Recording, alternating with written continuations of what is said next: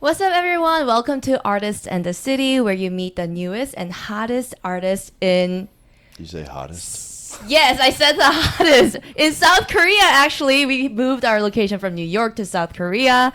This is our first episode in South Korea. Today we have Neil, the leader. Newest and hottest.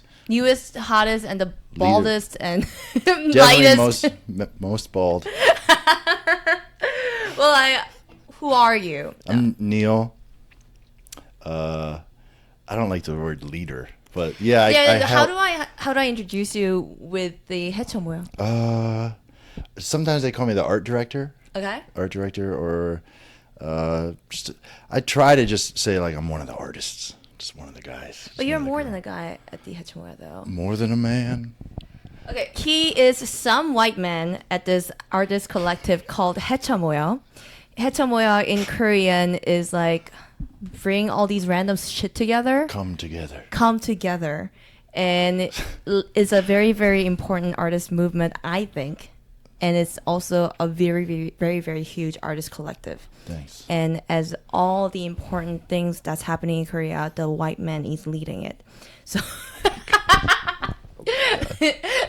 and he had to be on this podcast. Hello. So Neil, tell us about Hechyeomoyeo. What is it? What is it? How did you start it?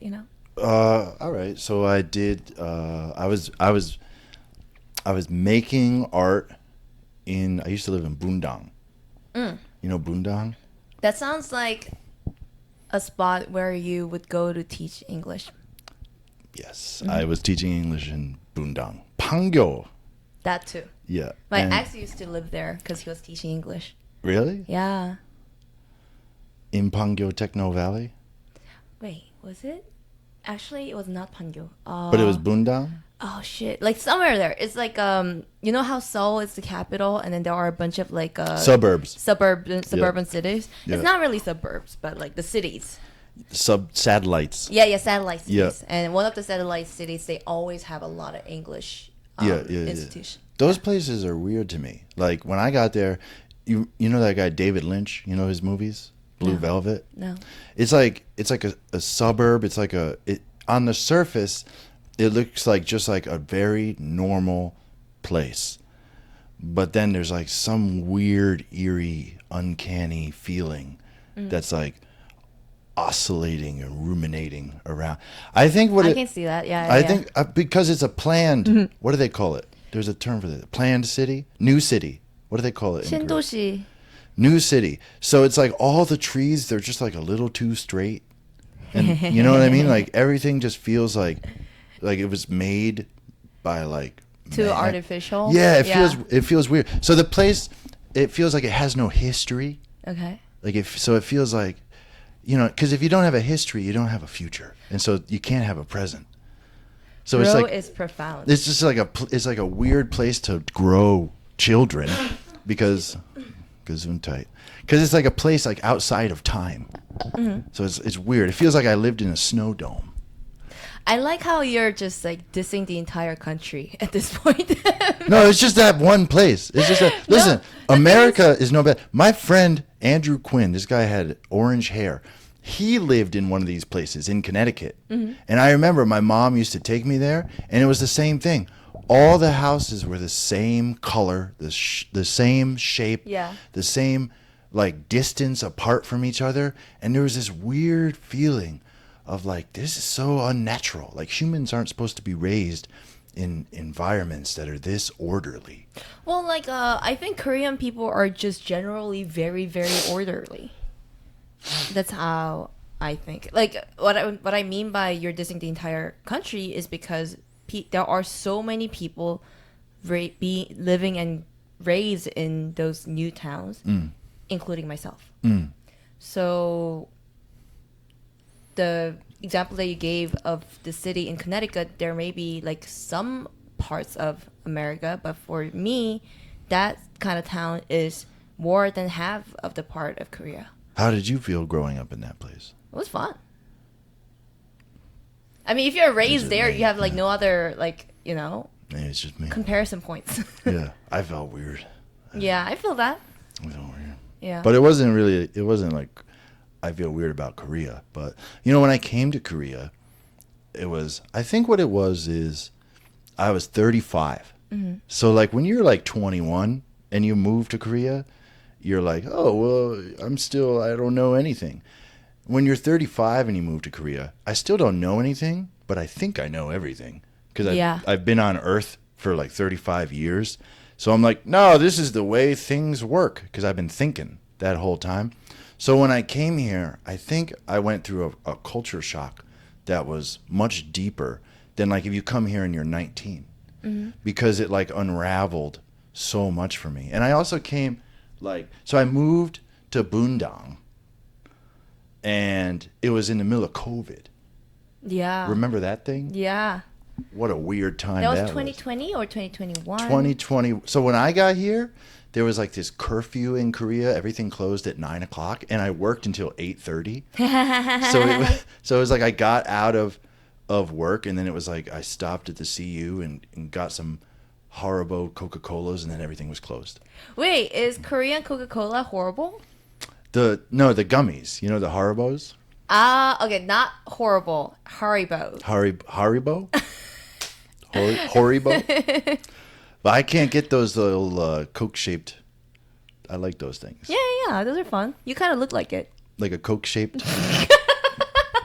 Thank you. I've been called worse. So it was a weird time to like move to another country. Okay. And then also like I was such an idiot before I came here. I was such an idiot. Like part of my experience is just it's my own hubris, I think. Like I was an American and I was like, I'm going to leave America and go to Korea. I studied literature, right? Wait, so is Korea the first country you ever Lived in outside of the United States. Have you ever visited other countries before? Yeah, but like I went to Beijing for like 6 days. By the time I like got over like what is it when you're on the airplane, jet lag?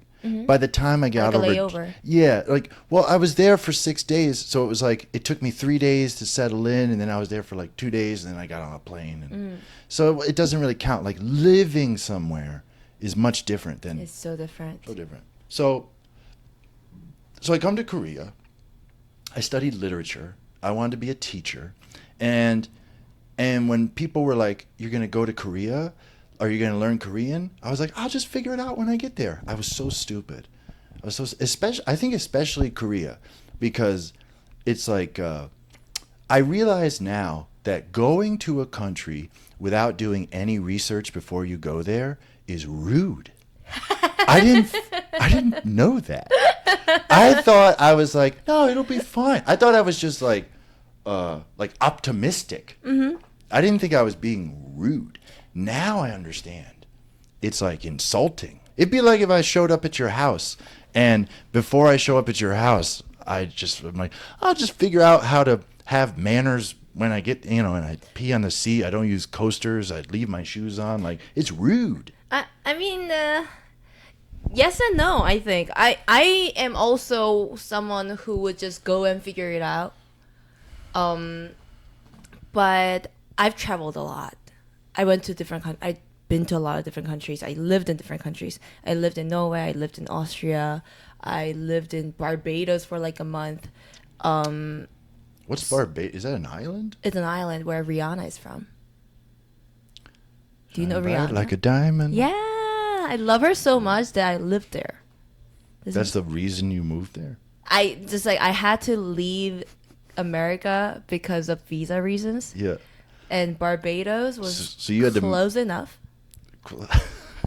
And it was like, that's for Rihanna. And I love Rihanna so much that I got a tickets to go to Barbados and live there for like a month. What? If you can consider that living. I think a month is good. You're right? Yeah. But I don't think it's so rude, but I do think that the cultural difference between America and Korea is so big that a little bit of research would have been nice. Well, maybe, like if you're Korean and you don't research America and you move to America, you're not rude. But if you're American, Americans are like fucking Neanderthals. I'm like a caveman. I'm loud as hell. I like stink. My arms like hit people when I'm walking down the street. Like I'm clunky and crass. You know what I mean? So like I think like coming here, like I didn't really like when I was in America, I was like, I'm so not American, which is a very American thing. And I was like, the land of Donald Trump? I was like, no, I don't identify as American. And I left America, and then I was like, I am like, I should be on the fucking $5 bill. I'm like the most American person I've ever. Yeah. It's like, crazy. Earlier today, you're like, I had a burger, and there was no cheese on it, and I am upset. Because I was thinking, like, if you buy a car, like, you know how they have, like, moon roofs? Mm-hmm. There's sunroofs and moon roofs. Both of those are like they're add-ons. They don't come standard. Like power windows come standard in 2024. They don't have the cranks anymore. But if you get a burger, I feel like cheese is implicit in the word burger. like it's like what makes it a burger? Some buns? I mean, Korean mom's touch do not include cheese. Mom's touch led me astray. Let me down. You learned something today. Korean moms do not touch cheese unless you're asked. Yeah. So you can understand now the culture shock. I've literally been here 3 years. I'm still being shocked on a daily basis. But so you're going back to your life as an English teacher. Yeah. Anyway, so I'm teaching. I hate it. I started making art on the copy machine. Like the Xerox. And then I was posting it on my Instagram. And some people saw it, and then I started talking to artists that were in Korea, like Korean artists and foreigner artists, and then I started experimenting more with other materials. It was just something kind of fun to do, and I think the art thing was because it's visual media. Uh-huh. So I was a writer. Yeah. And like in order to read something that's written, you need to know the code.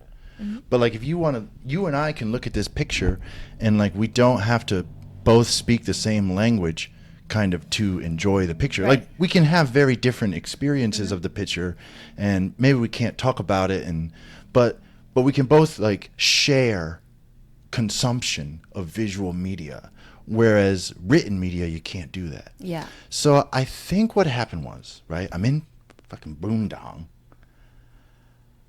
I'm all alone. The place is like suburban nightmare to me. Like there was because it was the suburbs, it was all families. So I'm like this weird single bald white guy who just showed up to fucking Korea, doesn't speak Korean, and I don't drink. I'd be bored as fuck. So I don't go out to the bar. I was so crazy bored. Like so weird crazy bored. Yeah. And I was like, how am I going to meet people? And for some reason, the visual arts became like, I could go to galleries. So I used to go to galleries before I would go to the Hagwon because I had to work at like 2:30 in the afternoon. So you wake up early in the morning. I wake up, I go to a gallery. They usually open around 11 or 12. And then I'd have time to be there for a little bit. And I'd message the artist and I'd be like, hey, I'm coming to your gallery to look at the exhibition. I'd run around, I'd do that stuff. And then I'd do it on the weekend too. And so I just started, I feel like I was like learning about the art scene in Korea, which I hadn't really explored in America. Like I went to a couple of museums. I've been to like the MoMA and stuff like that. But so I learned a bunch about the art scene, and then people saw my art, and then they gave me some exhibitions. You know, I've heard a similar story from many other people, including myself, as in you move to a different countries and you find a completely different identity for yourself. And you get to experiment and experience while you're in different countries, because there's like no one judging you and you want to find some sort of new community. I agree. I would say it's probably unintentional. Right. Like I don't think it's not like I came here and said, this is the identity that I'm going to adopt. So instead of thinking of like, okay, I need a new identity, let me go to the identity store and pick something out. It was more like a new identity just kind of naturally flourished. I mean, imagine you talking to yourself 5 years ago. Would you even imagine that you'd be doing this? No, it'd be weird. Yeah. Yeah, I'd be like, "What are you talking about? Me from the future?" I feel exactly the same way. Yeah, Yeah. Because me from from the past. the past would have never thought that she would have a podcast or like Yeah. doing comedy or whatever. What if us from the now watched us from the past have a podcast? It'd just be like you from the past sitting next to me from the past. We'd have nothing to talk about. I would totally have something to talk about. What would you ask me? Because back then, my ex was Korean American Yeah. teaching English. So, The guy was teaching English. So you'd be like, I was just an American. I was a student 5 years ago. I was just a guy in university, and I worked for Uber. You worked for Uber?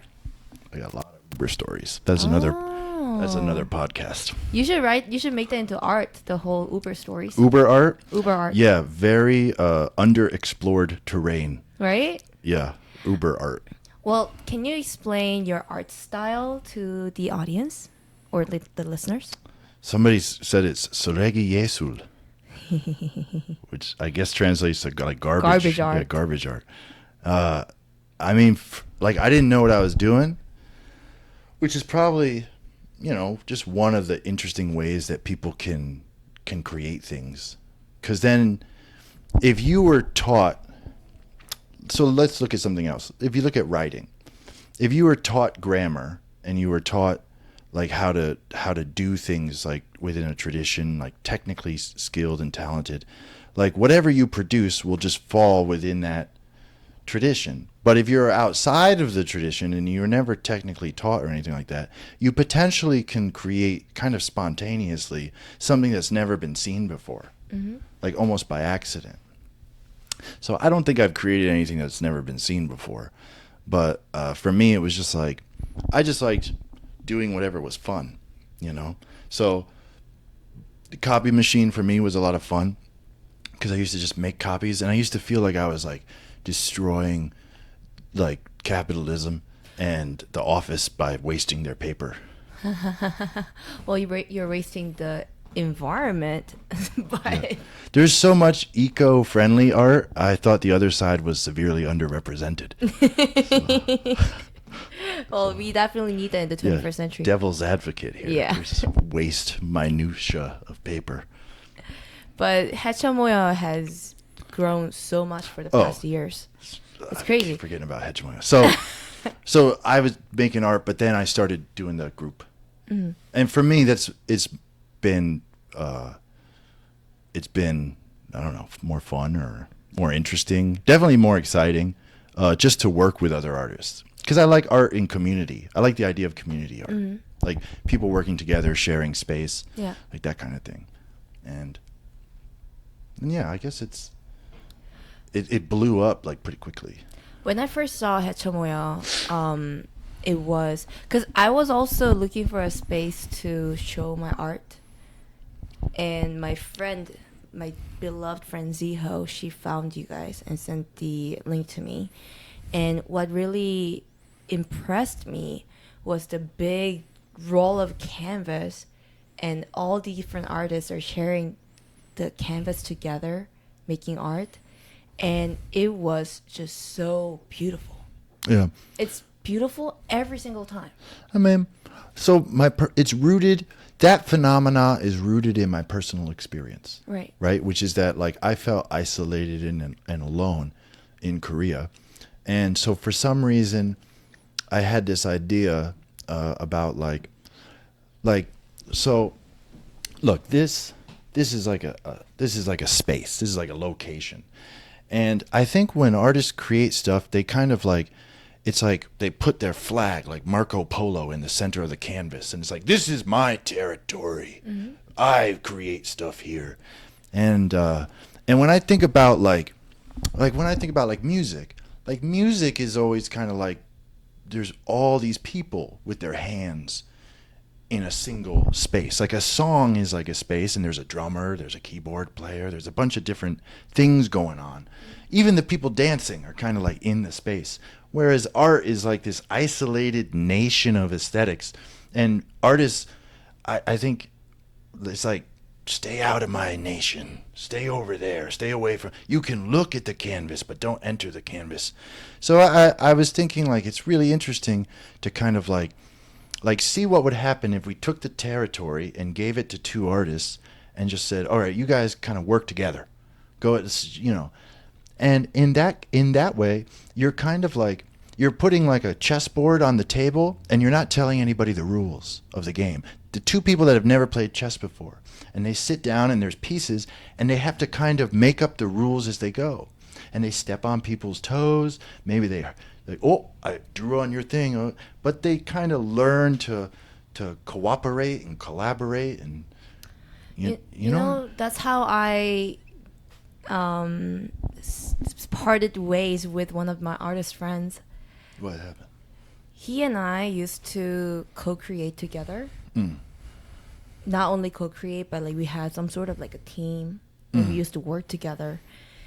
And then this guy has somehow developed so much of his ego that he learned to belittle me, because his logic was like, you don't make enough art, you do comedy. So I don't trust you. You're not artist enough to art with him? Yeah. I'm like, fuck you. Yeah, man. Yeah, he sounds like elitist, you know. He was, yeah. Well, but this is another thing. Okay, so this is something that I think is relevant to art, like the visual arts, right? So I saw this comment on Instagram the other day. It really meant a lot. I spend so much time looking at Instagram. 99% of the time, I might as well be fucking jerking off into the wind. It's just a waste of fucking time. But every once in a while I see something and I'm like, oh my God, that's a really good idea. It's like I'm mining for gems when I'm doom scrolling. So this guy said, you know, when a writer writes a book, nobody says, is this guy even a writer? This isn't a book. As long as you made a book, it's a book.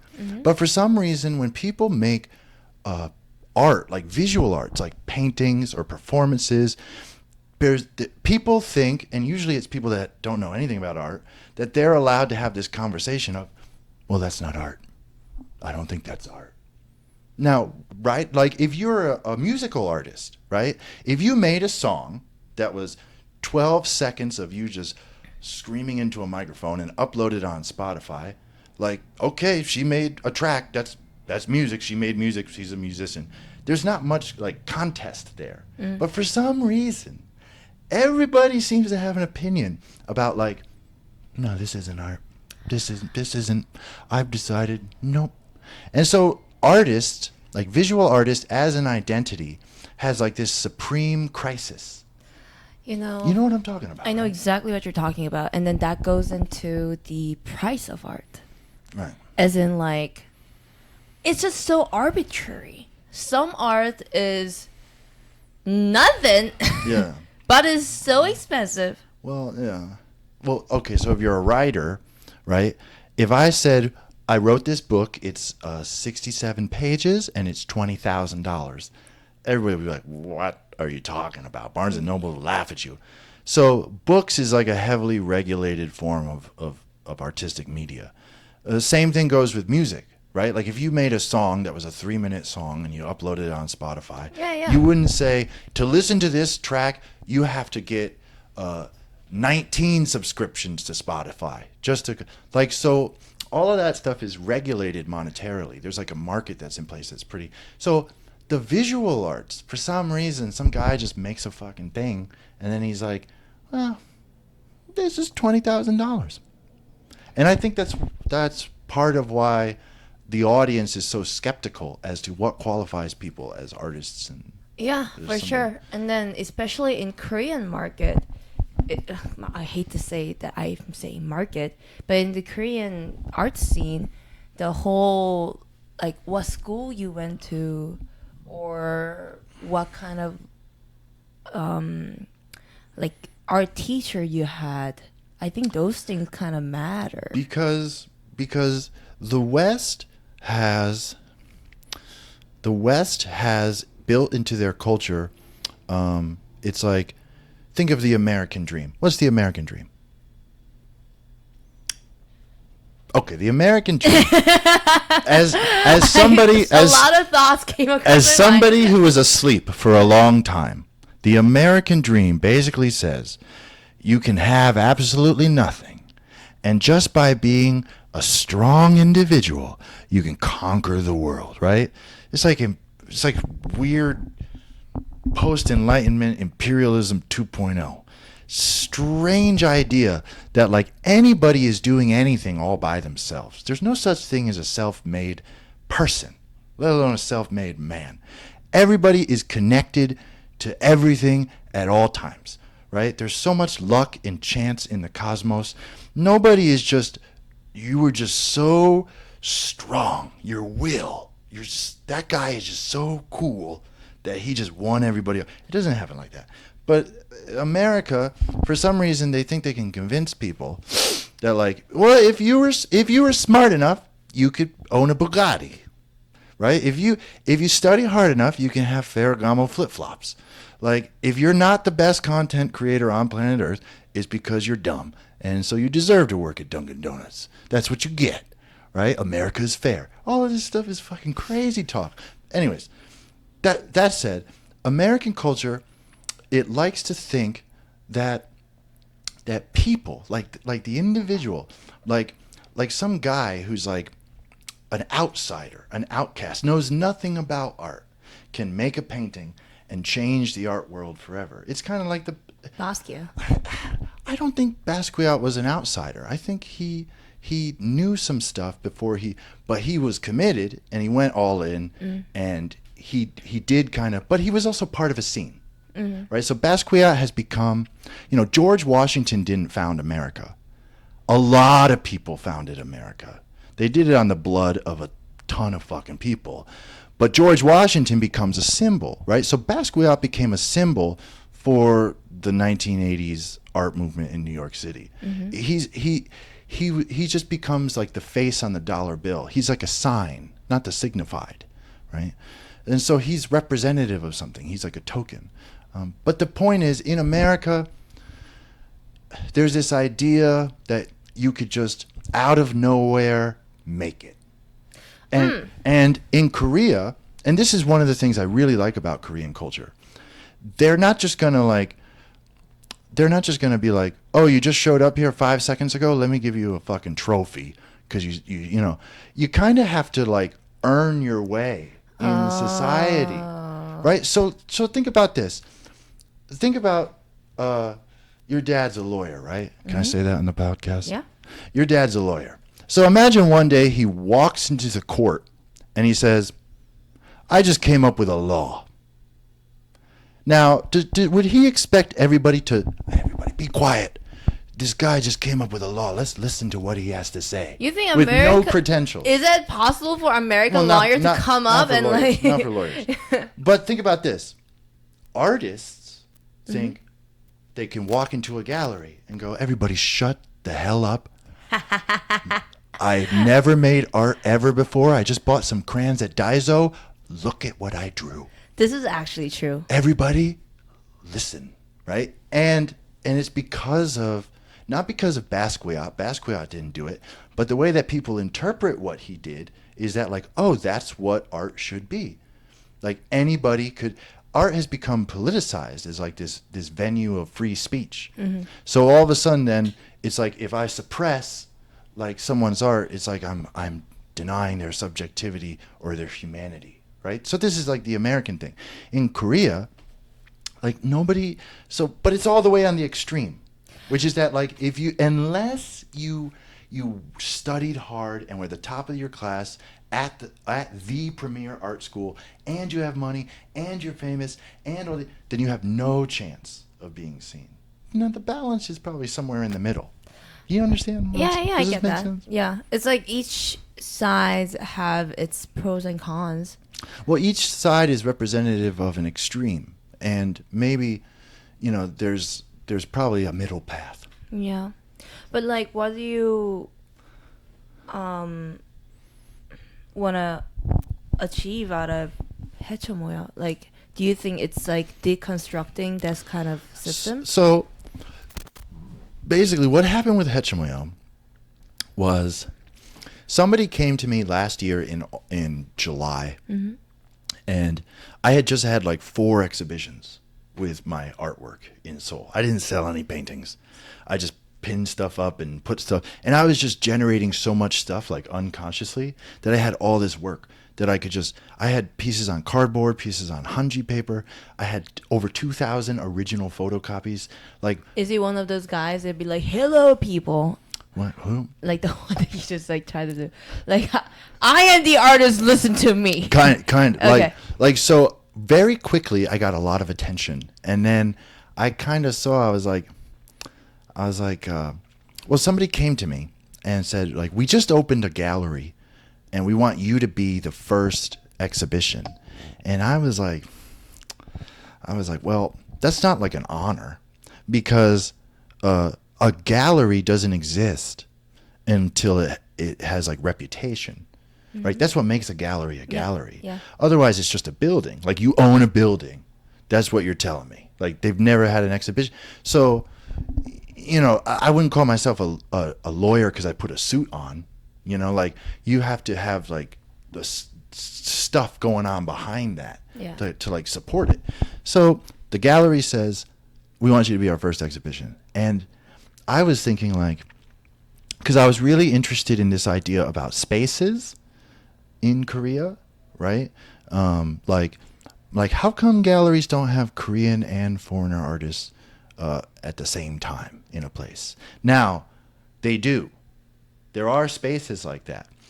But from my point of view, there weren't enough, specifically because I myself felt marginalized. It was my first time being a minority on planet Earth, right? So I was feeling the pangs of like, oh, this is what happens when I don't have any privilege. Yeah. Like, I feel left out. Like, I feel like there aren't enough places where I'm just comfortable, like where I can just be normal, you know?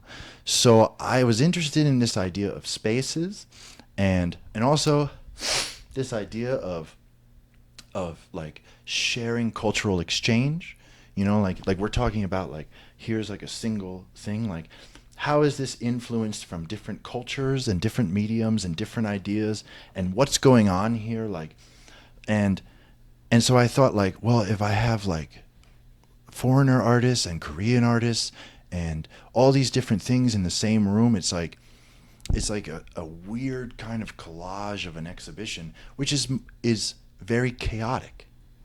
Yeah. Hechyeomoyeo is very chaotic. So right, so now Boondong starts to make sense, right? So Boondong, you go there, all the trees are perfect. They're all the same height, well aligned. the same height, all aligned. So when I go to a gallery, the walls are white. All the artwork has been put up with a laser, right? Everything very orderly. Now, some people find serenity in order. I typically find serenity in chaos. Okay. That's just, it's part of my. That's me too. Yeah. I think a lot of artists. Yeah. You know. Chaos. Yeah. So I was like, well, like, we could create a space where, you know, you just you let the art just do what it does. Because if everything is in line and everything's perfectly ordered, then what people are ingesting when they come to the gallery is not the art, it's the order of the art. It's that the room is polite and easily digestible. I like how you say that you find serenity in chaos, because that's the experience that people have when they come to Hechyeomoyeo exhibition. As in, like, wow, this is a fucking total chaos, and I'm digging it. Right. That's usually how people feel. So I think there's a way to promote the idea of chaos without it being violent chaos. Like, so for me and I think so when people, like, culture shock is like, it's like a form of chaos, right? Like, going into a situation that you don't understand and it doesn't make sense, it feels dangerous. And I like this idea of kind of utilizing art and utilizing diversity of art and artists to create a kind of non-narrative. And a non-narrative doesn't make sense. Think about like a cowboy movie.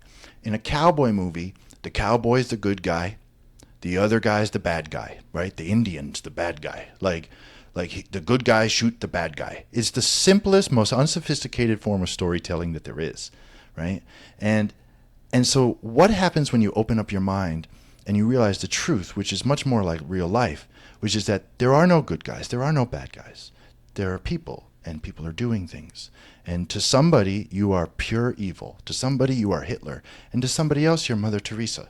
And to somebody else, you're a son. And to someone else, you're a boss. And to somebody else. So there's all these narratives interacting and just diving into each other. And a lot of times, they're contradictory.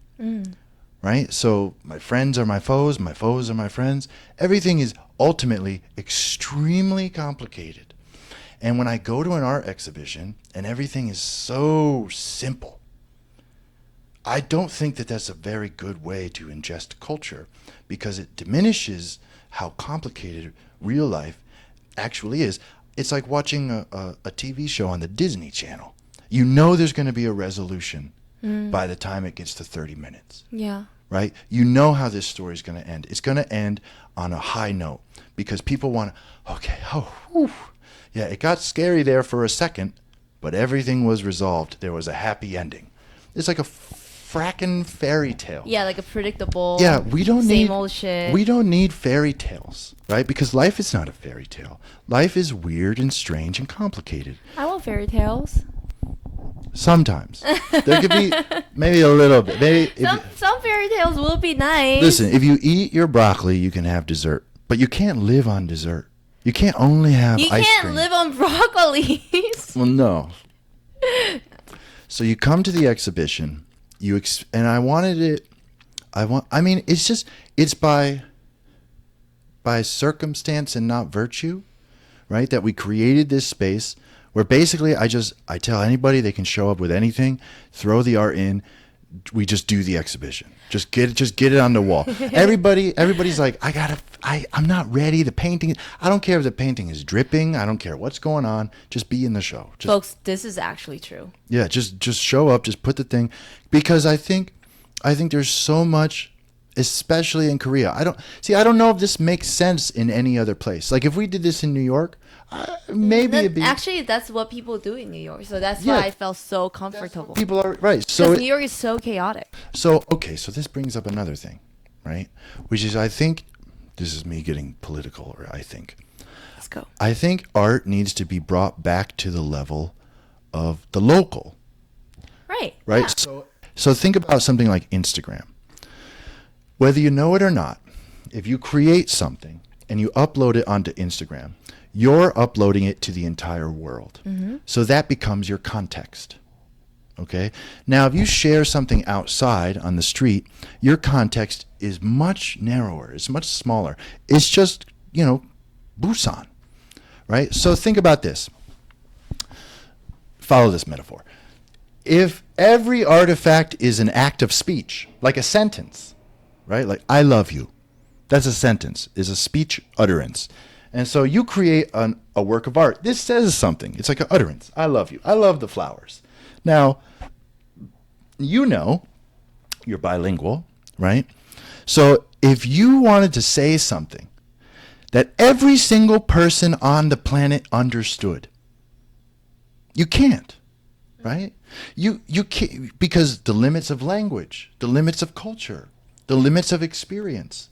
Right? So something like Instagram, where you upload, I love you, of course, 99% of the people that see it have no context. They have no idea what's going on. They don't know who you're going. They're getting all this tiny little bits and fragments of information torpedoed into their fucking pupils. And we're supposed to take that kind of reception seriously. Right? So what you say doesn't make sense in those contexts. Because we're considering what every single person on earth thinks about it. So this is why I think art should be brought back to the local, right? So Hechyeomoyeo and what the artists who work alongside me have done is very important in Seoul. It's also important in Thailand, where we went down there and we started working with artists. But if all of a sudden I took it and put it in front of everybody and all the places on planet Earth, it might not make any sense. And then I might start to think, well, what is this thing? It's something totally different. It's something totally different if you consider what every single place on the planet thinks of it, right? So I think what it's taught me is that when you do something, you should consider like the immediate, the context, your neighbors. I think a lot of times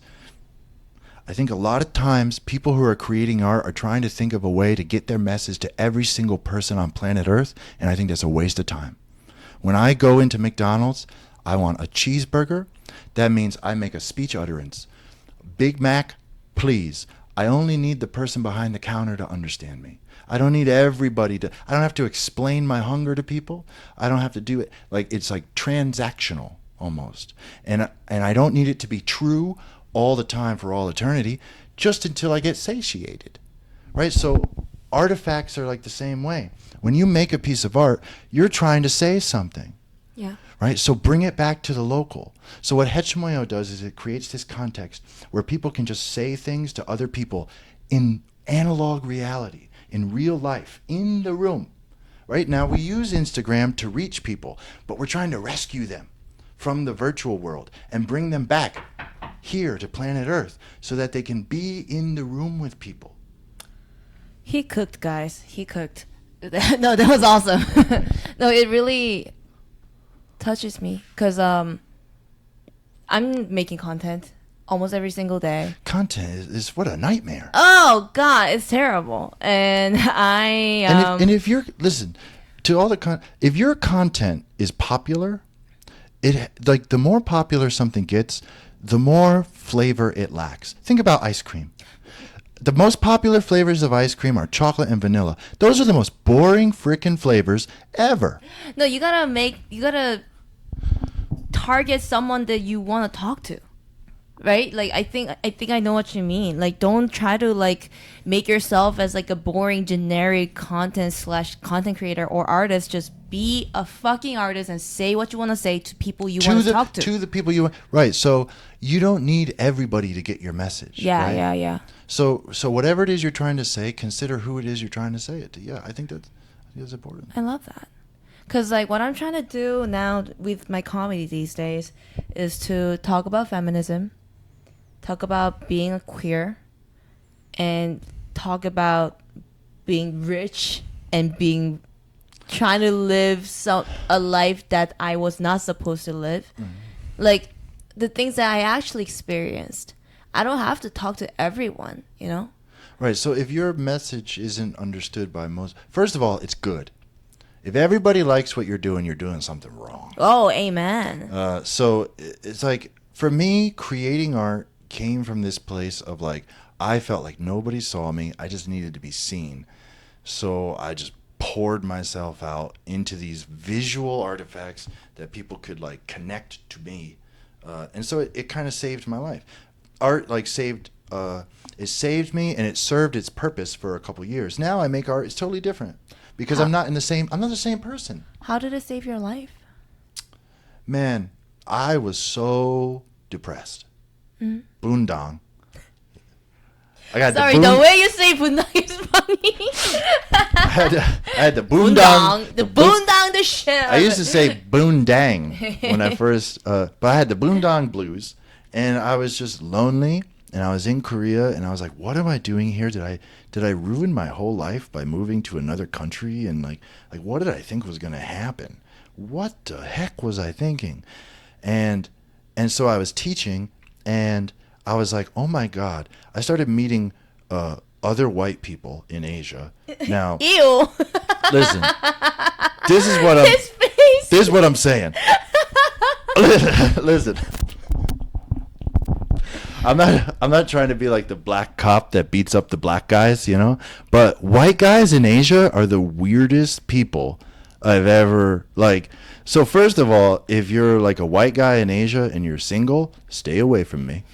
Okay? I don't know what you got going on. Nice try, Diddy. And the other thing is like most of them they're just teachers.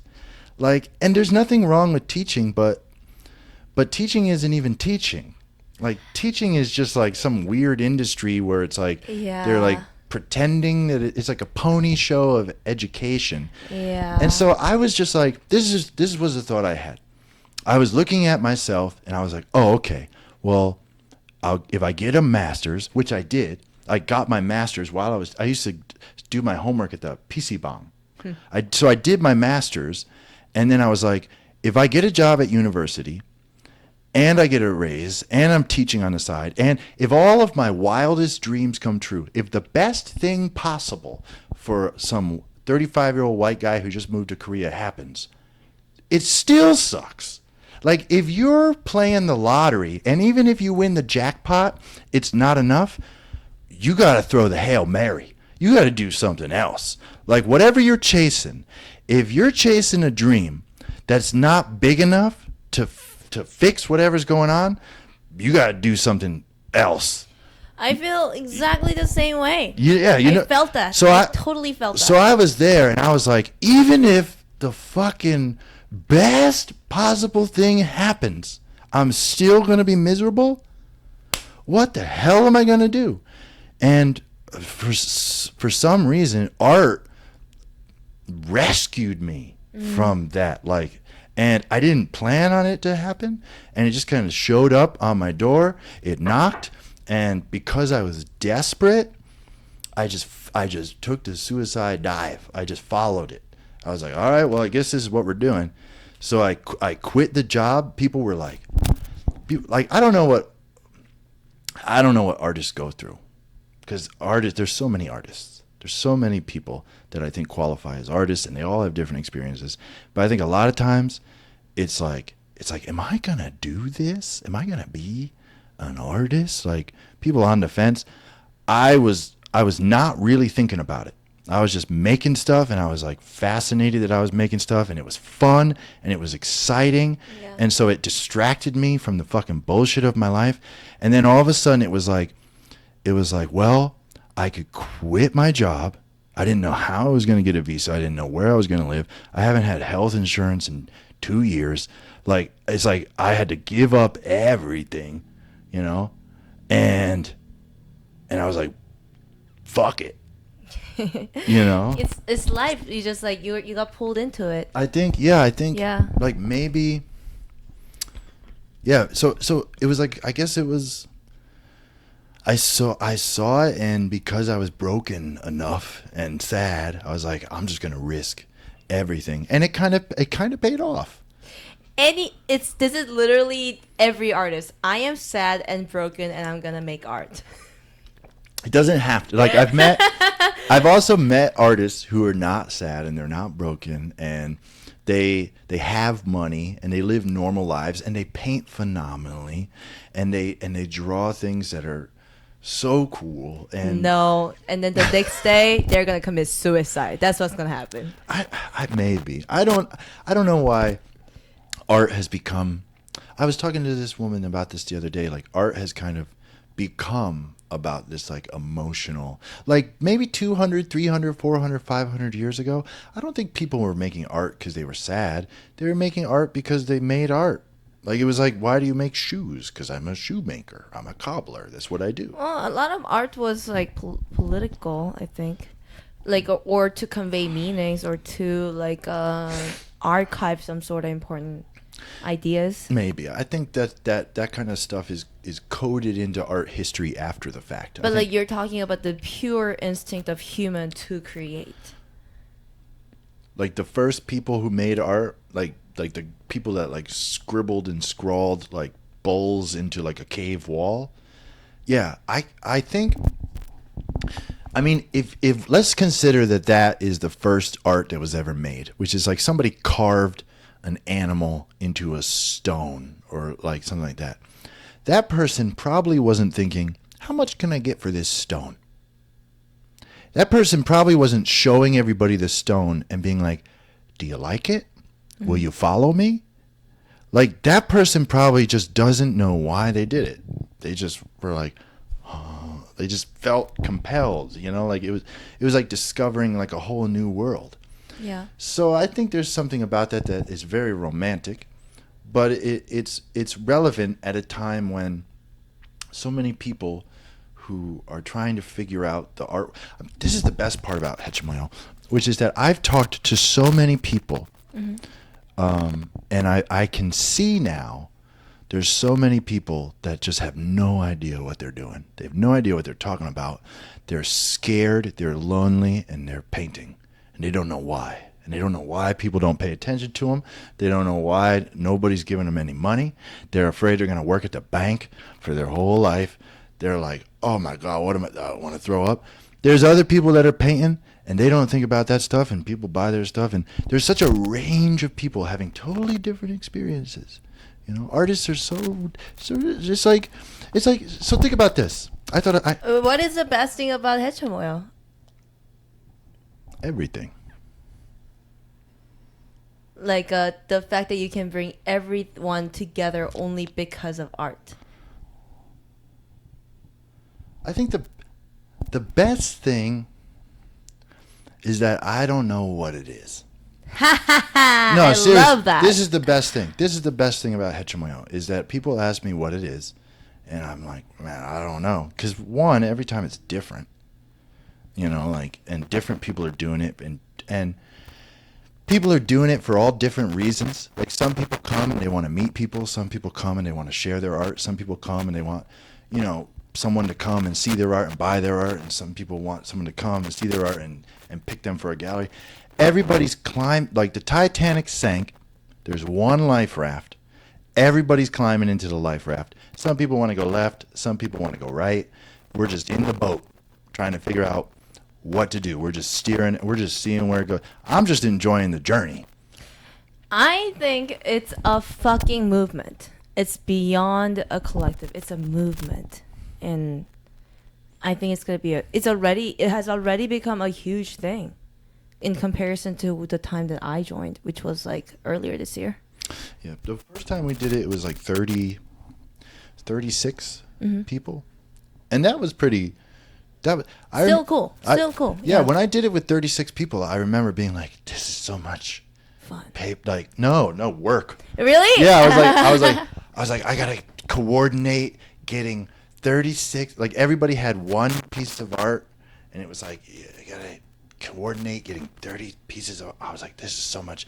Now, I'm filling out spreadsheets. There's a guy who's helping me do the website. There's other people who are...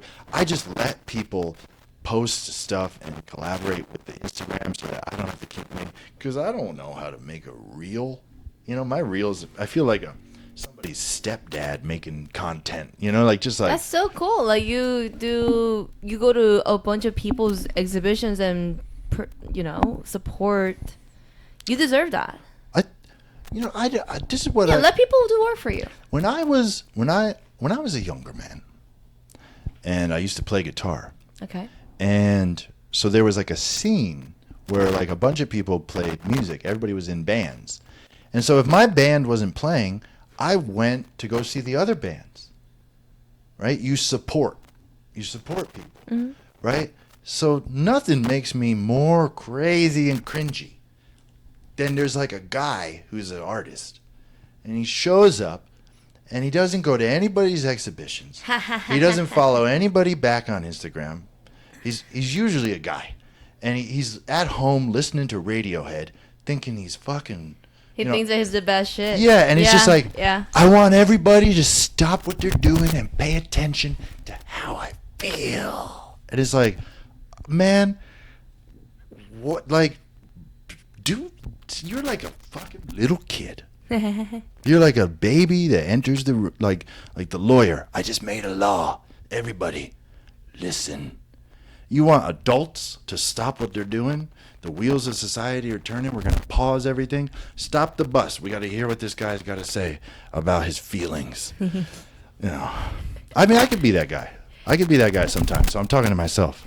No, but like you're out there like creating communities and support people, which is great.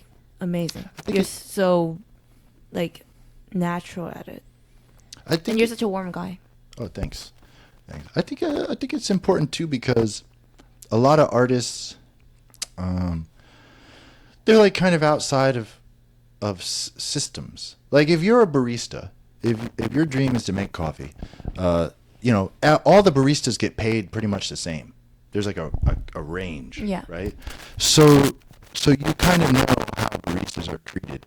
Now, if somebody's been painting for a long time, or they've been drawing things for a long time, and suddenly they want to be in the gallery, or they want to work as an illustrator, they want to do something in the creative field, like, I think it's not just beneficial, but it's vital that they know other people who have been doing it for longer than them, because those people will tell them, look, don't go over there. Those people are going to take advantage of you. If somebody says this is what it actually means. Like, sharing experience is like one of the benefits of being in community, right? So, good example. Somebody asked me to do a gallery show, and I didn't know the woman, and she invited me to this space, and it was a really awesome space. And I knew 2 other artists that had been in that space. So before I said yes, I called those 2 artists and I said, you did an exhibition over there. What was your experience? And they both said, don't do it. And so I canceled the exhibition. And it turns out that the person was no good. Okay. Right? Yeah. So that's if we don't have that, it's like it's easier, like the Discovery Channel when the lion's chasing the antelope. No. I mean, yes. There's like a bunch of antelope and they're grazing and they're running. The lion, he doesn't eat the antelope that's in the center of the herd. He eats the antelope that's wandered off. Why? All by itself. Oh, because it's vulnerable alone. Yeah, because it's vulnerable all alone. Yeah. The lion's not going to attack the herd. Right? So it waits until you're all alone. So this is what people potentially do to creatives. They wait until you're all alone, and then they take your precious, look at what I drew. This is my soul. And then they freaking take it from you. No one is as vulnerable as a creative that's anxious and want to succeed, and that's alone. Yeah, right. So they'll believe any kind of dream. Like, this guy's my God, this guy's going to get me somewhere. He's going to make me famous. He's going to make me a star. Here's my money. Yeah. Take me. Oh. Well, Neil, I don't think this is ever going to end unless I have to put an end to this conversation. Oh. We talked so much, and I really love this conversation. But before we end, I asked this question to everyone in the pod. Why should people know about you? Nothing. I don't exist. That's actually true. I knew that you were going to say that. I actually knew it. Do you want to be known? But you're already so known in a way. I think I'm. This is what I've been trying to figure out.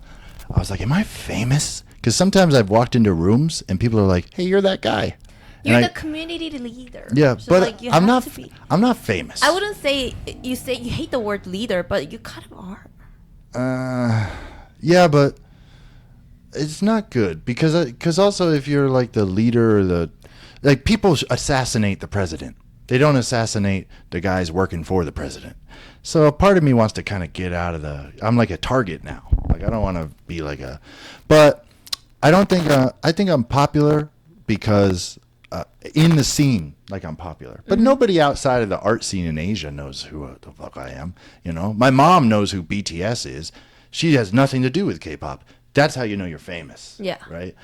But for me, it's just I'm pretty good with the level of people who know me that I have now. Let's put it this way: you're influential. How about that? Yeah, you're very influential. I like the idea of being positively impactful. Like to know that like what I do is generally giving people a better quality of life. That makes me happy. I didn't feel like that as a teacher, which is crazy. That is actually very crazy. Because what's more important than fucking teaching? Teacher is like literally the person who's paid to do that. That's what's great. That's why I'm like, boondong. Crazy. I think the title of this episode is Neil and his Boondang Days. The title of a podcast. The Boondang Blues. The Boondang Blues. Yeah. Neil, thank you so much for coming on. Thanks for having me. Yep. Yeah. Honor and a privilege. Good luck with your exhibit in Thailand. Yeah, next exhibition is in Thailand in November. And after that, we'll go to Vietnam. Crazy. And then we'll see what happens next. You can follow me at the title of a book That's my Instagram, and the Hechyeomoyeo is the group Instagram. I always fail to spell Hechyeomoyeo. It's the H-E. Try me. Okay. Hechyeomoyeo. Perfect. Yes, that's Hechyeomoyeo and Neil. Neil, thank you so much. And listeners, I'll see you next week. Bye. Love you.